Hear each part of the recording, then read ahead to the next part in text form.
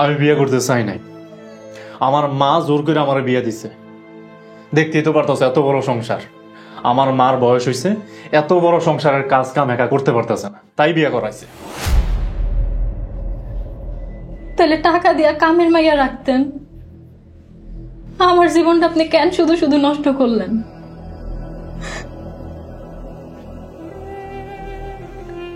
Please এত রাতে কান্নাকাটি করো না, আমার কথাটা শোনো।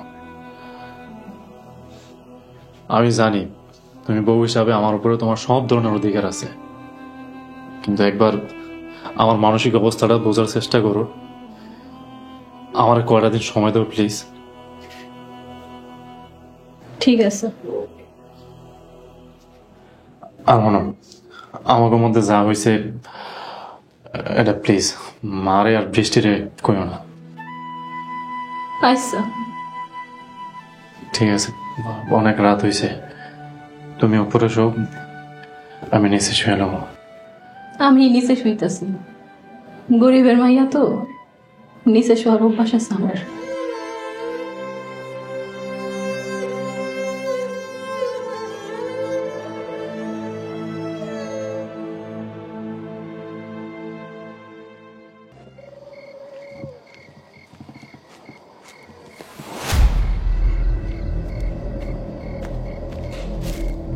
আজ দেখুন প্রতিদিন রাইতে আসলে কই যায়।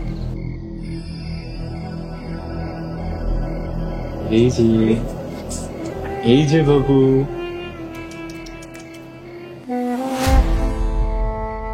এইটা কাগো বাড়ি। এই যে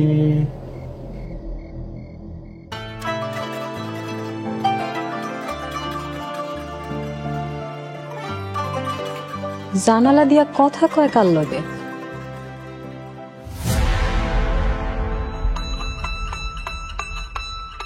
তোমার সমস্যা কি? প্রত্যেক রাইতে আমার জানলার পাশে আসো কি জন্য?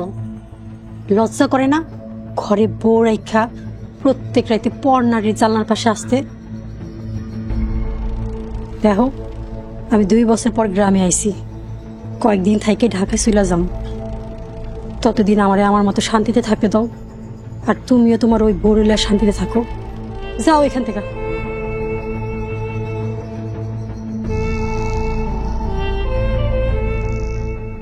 তাই তো চাইছিলাম, কিন্তু যখন তুমি গ্রামে আইছো তখন আমার সবকিছু এলোমেলো হয়ে গেছে।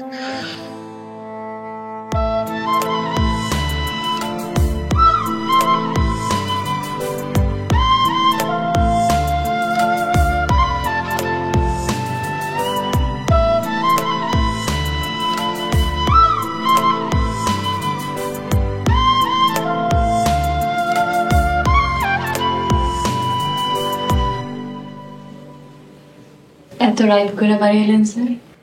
কই গেছিলেন? কই আর যাবো, বন্ধু করার লোকে চায়ের দোকানে আড্ডা দিচ্ছিলাম। ভালো কথা, তোমার বাপের টাকার কথা কইছো? কইছিলাম তো।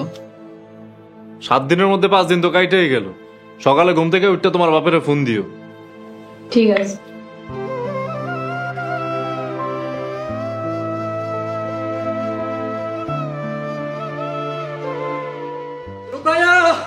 রুকায়া বিয়ান সাহেবা, ও বিয়ান সাহেবা,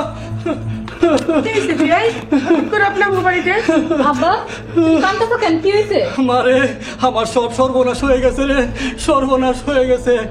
গতকাল রাইতে গোয়ালঘর থেকে আমার গরুটা চুরি হয়ে গেছে।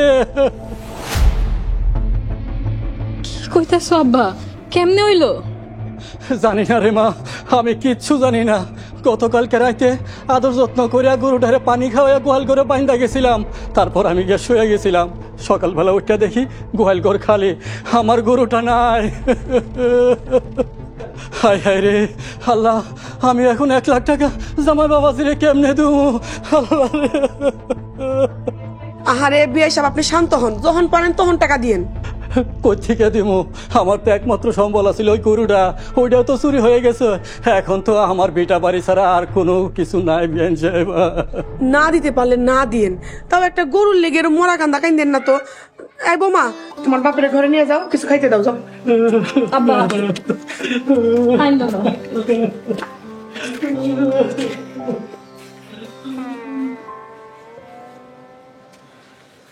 মাসুদ, এত টেনশনের কিছু নাই তো। আমি যেদিনই দেখছি যে আমার পোলারের সামান্য 1 লাখ টাকার লিগা 7 দিনের সময় দিয়ে জানের হুমকি দিছে, আমি সেই দিনই হেগো মুখের উপরে টাকা সুইরা মেরে দিয়েছি। মানে মানে মানে বাদ দিয়ে এখন বাজারে যা, তো শ্বশুর আইছে, মাছ মুরগি যা আছে বাজার করে নিয়ে আচ্ছা মা, আমি যাইতেছি। যা বাজান। আচ্ছা মা, নিজের পোলার সংসারের খাতিরে 1 লাখ টাকা জুয়ার ভর্তুকি দিছো, বুঝলাম, কিন্তু শুধু শুধু যৌতুকের 1 লাখ টাকা মাফ করে দিয়া কি লাভ হয়েছে? লাভ আছে, মেলা লাভ আছে। এখনকার যুগে যদি বাড়িতে একটা কাজের লোক রাখি, প্রতি মাসে কয় টাকা বেতন দিতে হইব? যে যুগ আর আমাকে সংসারে যে কাজ কাম, সেই হিসাবে 8-10 হাজার। তো বছরে কত টাকা হইলো? ধরো গুণালে 96,000 থেকে 1,20,000। যেই মায়েরা সারা জীবন আমার বাড়িতে চাকরানির মতো খাটবো, সেই মায়ের জন্য 1 লাখ টাকা মাফ করে দেওনি তো যায়, কি দেওয়া যায় না? হ, ঠিকই কইছে। চল ঘর চল, আয়।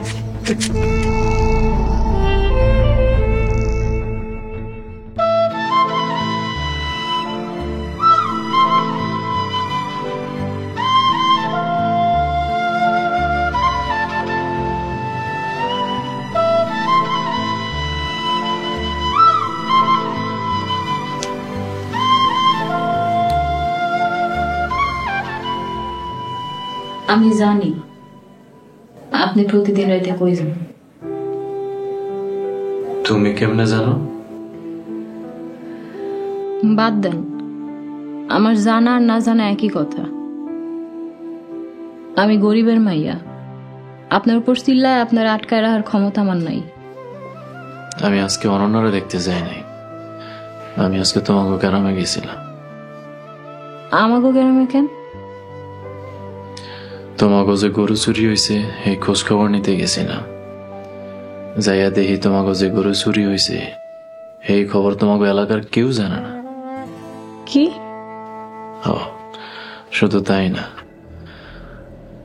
খোঁজ খবর নিয়ে শুনলাম যৌতুকের টাকা দিব না বইলা তোমার বাপে আর তোমার মায়ে যুক্তি করে গরুটা অন্য জায়গায় বিক্রি করে দিছে। কিন্তু আব্বাই যে সকালে এসে কাইন্না কেটে গেল। সব নাটক। গরুটা যার কাছে বিক্রি করছে আমি হ্যার বাড়িতে যাইয়া গরুটা নিজের চোখে দেখে আইছি।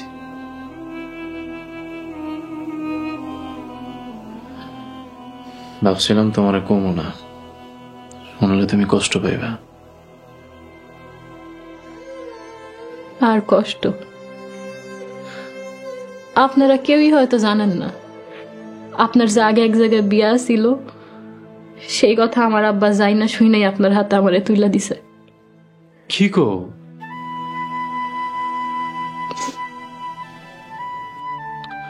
মানে আমি না বুঝলাম না, সৎমের কথা আলাদা, কিন্তু তোমার বাপ এই নিষ্ঠুর কাজটা কেমনে করলো?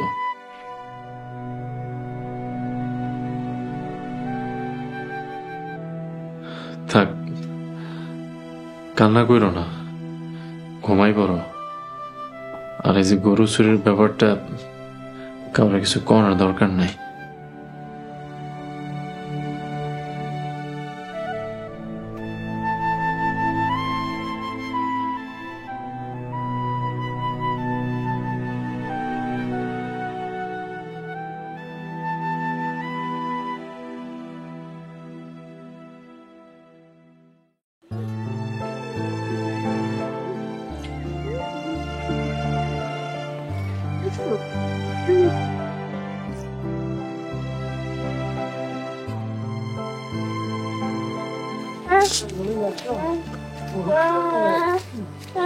কেমন আছো? ভালো আছি।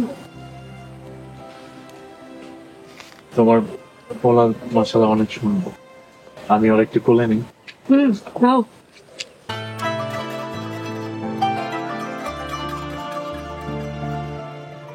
তুমি বিয়া করলা কবে? আমি বিয়ে করতে চাই নাই, মা জোর করে করাইছে। ভালো করছো, বউটা কালা হইলো, ফেস কাটিং ভালো আছে।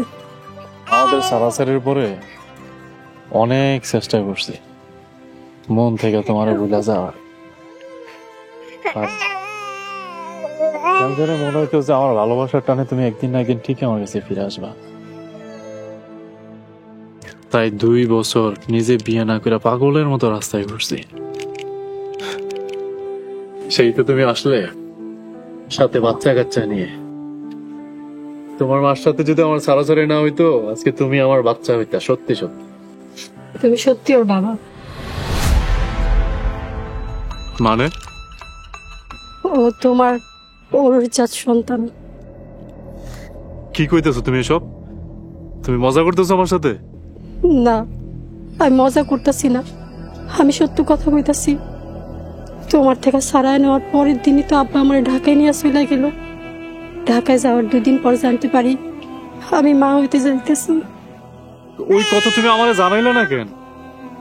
জানাই নাই, তুমি যদি বাচ্চা নষ্ট করার কথা কও এই ভয়ে কই নেই। আরে অন্তত বাচ্চাটা দুনিয়াতে আসার পর একবার আমারে জানাইতা। তোমায় জানাইতে চাইছি, আব্বা না করছে। আব্বা কইছে তুমি যদি পোলাডারে নিয়ে যাও গা, এই ভয়ে কই নাই। এই জন্য 2 বছর পরে ফিরে পেয়েছি।